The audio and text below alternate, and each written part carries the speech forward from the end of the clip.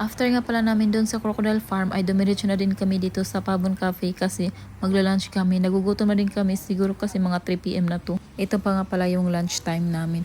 Tapos ang ganda talaga dito, grabe.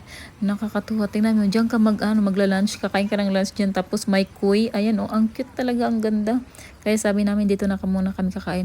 Medyo pricey nga pala yung price niya pero masarap naman. Dito pa nga pala ito sa sa Pattaya, Thailand. Ayan sa tapat po niyan. Hindi nga pala namin alam to, kaya lang yung driver kasi, nag-rent kasi kami, tapos siya na ang nagtuturo sa amin kung saan ang magandang puntahan.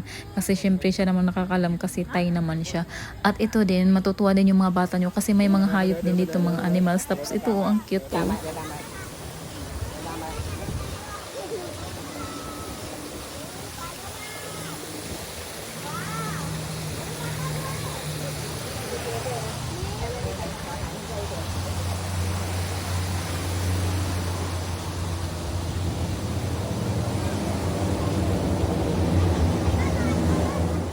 Ayan, nakakatuwa tingnan ng kuy. Hindi nga lang to nakita ng biyenan ko. Gusto pa naman niya yung ganyan.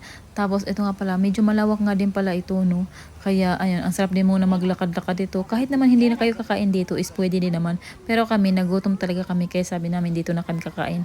Ayan din, oh, ang cute na tong dinosaur na to. Napakalaki. Madami nga din palang mga choices ng restaurant dito. Pipili na lang kayo kung saan nyo gustong kumain. Yeah. You want to eat down? Yeah. Okay. Or you want inside? Check it out.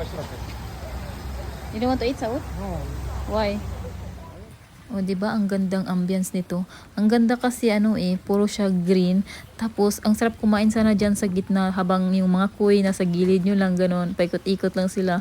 Kaya lang talaga puno na yung mga lamesa diyan sa gitna kaya doon na lang kami sa gilid. Pero okay lang din naman kasi maganda din naman tingnan yung mga taong kumakain sa gitna.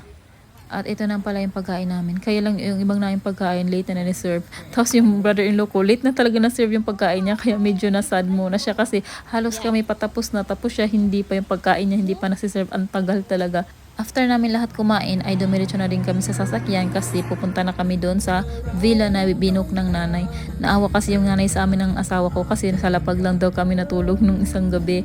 Kaya sabi ng nanay, magbubook daw siya kahit mahal daw na villa para lang daw komportable yung pagtulog namin. At may naglako ng ice cream kaya tinawag ng nanay at gusto ng nanay matikman ko daw to. Kaya ayan, natutuwa din naman ako kasi ayun o, yung tinapay, nilagay yung ice cream sa loob. Pero sabi ko ayoko ng ganyan, gusto ko yung nakakone. Kaya yung nanay bumili ng ganyan, tapos binilhan niya din yung asawa ko. Pero yung akin is ito, nakakone lang siya. Sabi ko kasi ayoko nung may tinapay. At dito na nga pala kami sa villa na pagrerentahan namin. Yun lang, bye kamayo.